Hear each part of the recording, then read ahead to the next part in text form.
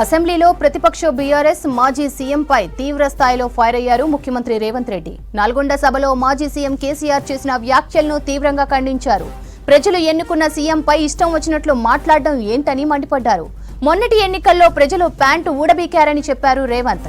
కేసీఆర్ సచ్చిన పామని, ఇంకా దాన్ని మేము ఎందుకు చంపుతామన్నారు ముఖ్యమంత్రి. సీఎంను పట్టుకొని ఏం పీకారని పోయారని అంటారా అని ప్రశ్నించారు. కేసీఆర్ పారిపోయి ఫామ్ హౌస్ లో పడుకున్నారని విమర్శించారు. కాళేశ్వరం అవినీతి బయటపడుతుందని కేసీఆర్ భయపడుతున్నారని చెప్పారు రేవంత్ రెడ్డి. సానుభూతి కోసం వీల్చైర్ నాటకాలు ఆడుతున్నారని ఆరోపించారు సీఎం.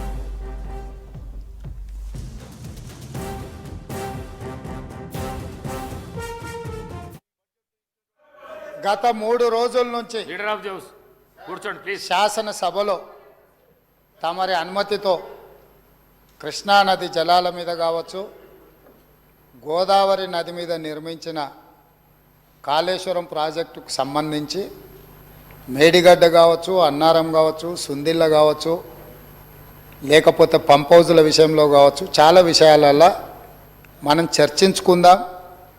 చూసి వచ్చి ఈ సభలో వాస్తవాల ప్రాతిపదికన చర్చ జరపాలి అని తమరి అనుమతితోటి మనం నిర్ణయం తీసుకున్నాం. వాస్తవంగా ఈ రైతుల పట్ల, తెలంగాణ సమాజం పట్ల గౌరవం ఉంటే ప్రధాన ప్రతిపక్ష పార్టీ ప్రభుత్వ ఆహ్వానాన్ని దృష్టిలో పెట్టుకొని అందరం కలిసి అక్కడికి వెళ్ళి ఆ ప్రాజెక్టులను పరిశీలించి అక్కడ జరిగిన నష్టాన్ని, రైతులకు వచ్చిన కష్టాన్ని అర్థం చేసుకొని ఆ సమస్యకు ఒక పరిష్కారం చూపించే అవకాశం ఉండే. రాకపోను కొత్తగా వచ్చిన ప్రభుత్వమే ఏదో తప్పు చేసినట్టు, ఈ తప్పుకు కొత్తగా వచ్చిన వాళ్ళే బాధ్యత అయినట్టు, అదేవిధంగా పదే పదే భాష గురించి, మాటల గురించి మీరు ఇట్లా అంటుండ్రు, మీరు అట్లా అంటుండ్రు, మమ్మల్ని గౌరవిస్తలేరు అని ఏదైతే చర్చ జరుగుతుందో, మాజీ ముఖ్యమంత్రి గారు నిన్న నల్గొండ జిల్లాలో వాడిన భాష మీద చర్చ చేద్దామా అధ్యక్ష? ఏం బీకనిక పోయినరని అడుగుతాడా అధ్యక్ష? మాజీ ముఖ్యమంత్రిగా 10 ఏళ్ళు పనిచేసి, కేంద్ర మంత్రిగా పనిచేసి, రాష్ట్ర మంత్రిగా పనిచేసి, శాసనసభ్యుడిగా పనిచేసి, పార్లమెంటుగా పనిచేసి, గొప్పలు చెప్పుకొని జబ్బలు జరుచుకునే ఉద్యమకారుని అనేట ఆయన ప్రధాన ప్రతిపక్ష పార్టీ హోదాలో ఉండి ఒక రాష్ట్ర ముఖ్యమంత్రిని పట్టుకొని ఏం బీకనిక పోయినావు అని అడిగితే, రా ఇప్పటికే ప్రజల్ని ప్యాంటు ఊడబిక్కురు, ఉన్న అంగీ చొక్కా కూడా ఊడబిక్తాం. ఇప్పటికే తెలంగాణ ప్రజలు మొన్న జరిగిన ఎన్నికలలో మీ పాయింట్ ఊడవీకిర్రు. ఇవాళ ఆ పాయింట్ ఊడవీకితే చెప్పుకునే దిక్కులేక బొక్కబోర్లో పడితే బొక్కలు ఇరిగినాయి మీకు. అయినా మీ బుద్ధి మారలేదు. ఒక ముఖ్యమంత్రిని పట్టుకొని ఏం బీకనిక పోయినావని అడుగుతారా అధ్యక్ష? ఇది పద్ధత? ఈ రాష్ట్రం 4 కోట్ల ప్రజలు ఓట్లేసి గెలిపించిన ముఖ్యమంత్రిని పట్టుకొని ఏం బీకనిక పోయినావని అంటారా అధ్యక్ష? ఇదేనా తెలంగాణ సాంప్రదాయము? ఈరోజు నేను మళ్ళీ అడుగుతున్నా అధ్యక్ష, ఈరోజు మేడిగడ్డ మేడి పండులాక కుంగిపోతే మేడిగడ్డల నీళ్లు నింపడానికి అవకాశం ఉందా అధ్యక్ష? ఇవాళ మీరే సాగునీటి పారుదల శాఖ మంత్రులుగా పనిచేసారు కదా. చంద్రశేఖరరావు గారు, హరీష్ రావు గారు ఇద్దరు సాగునీటి పారుదల శాఖ మంత్రిగా పనిచేసారు కదా అధ్యక్ష. ఈరోజు వాళ్ళకే పెత్తనం ఇస్తాం, వాళ్ళనే చేయమని ఉండ్రి. ఈరోజు ఏ రకంగా మేడిగడ్డలో నీళ్లు నింపుతారో, మేడిగడ్డ నుంచి నీళ్ళు ఎత్తి అన్నారంలో పోస్తారో, అన్నారంలో నుంచి సుందిలలో ఎట్లా పోస్తారో బాధ్యత వాళ్ళని తీసుకోమని ఉండ్రి అధ్యక్ష.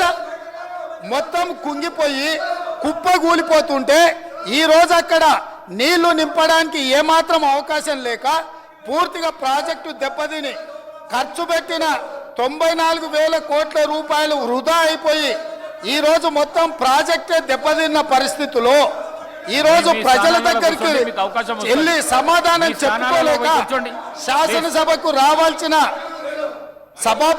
ఉపనాయకుడు ఇక్కడ సభలోకి రాకుండా పారిపోయి ఈరోజు చర్చ చేద్దామంటే రాకుండా ముఖ్యమంత్రి గారిని పట్టుకొని ఇట్లా మాట్లాడొచ్చా అధ్యక్ష?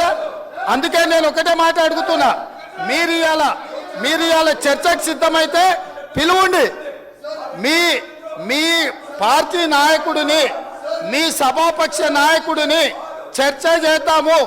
రేపు సాయంత్రం వరకైనా కాళేశ్వరం ప్రాజెక్టు మీద, గోదావరి జలాల మీద ఈ ప్రభుత్వం చర్చ చేయడానికి సిద్ధంగా ఉంది.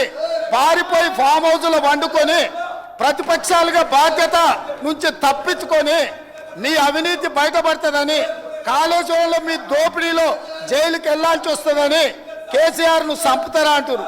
ఎవరికి అవసరం ఉంది అధ్యక్ష చంపాల్సిన అవసరం? సచిన పావును ఎవడైనా చంపుతారా అధ్యక్ష? మొన్నటి ఎన్నికలలో ప్రజలు ఆ పావును చేత్తో కాదు కట్టెతో కొట్టిరు అధ్యక్ష. ఆ పాము ఆల్రెడీ సచ్చింది. సచిన పావును చంపాల్సిన అవసరం మాకే ఉంది అధ్యక్ష. ఈ రోజు సానుభూతి కోసము వీల్ చైర్ నాటకాలు, వీధి నాటకాలు ఏంటి అధ్యక్ష ఇది? ఈ రోజు అవకాశం వచ్చినప్పుడు ఈ సభలో చర్చ చేయడానికి ప్రభుత్వం సిద్ధంగా ఉంది. నిజాయితీ ఉంటే, మీరు అవినీతికి పాల్పడకపోతే, మీరు చెప్పినట్టు మేడిగడ్డలో 2, 3 పిల్లర్లు కుంగిపోతే దాని మీద తీసుకోవాల్సిన నిర్ణయాల మీద మాజీ ముఖ్యమంత్రి గారు చంద్రశేఖరరావు గారిని సభలోకి రమ్మనుండ్రి. చర్చ చేయడానికి ప్రభుత్వం సిద్ధంగా ఉంది. పారిపోయి అక్కడెక్కడో పోయి ఆడేదో ప్రగల్భాలేంది అధ్యక్ష? రమ్మనుండ్రి సభకు. వాస్తవాల మీద చర్చ చేస్తాం, మొత్తం ఇక్కడ పెడతాం. ఇవాళ ఆయన తప్పించుకుంటాడు, ఈయన వచ్చి ఈడ కొత్త మాటలు చెప్తాడు ఈడ. కాబట్టి అధ్యక్ష, దీని మీద ఇప్పుడు జరుగుతున్న చర్చ దేని మీద జరుగుతుందో ఆ విషయం మీద చర్చించమని ఉంది.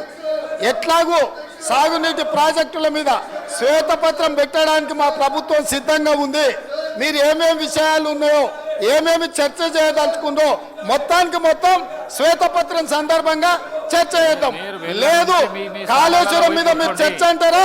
దానికోసం ప్రత్యేకంగా తమ సమయం కేటాయించండి. కాళేశ్వరం మీద చర్చ చేయడానికి మేము సిద్ధంగా ఉన్నాం అధ్యక్ష.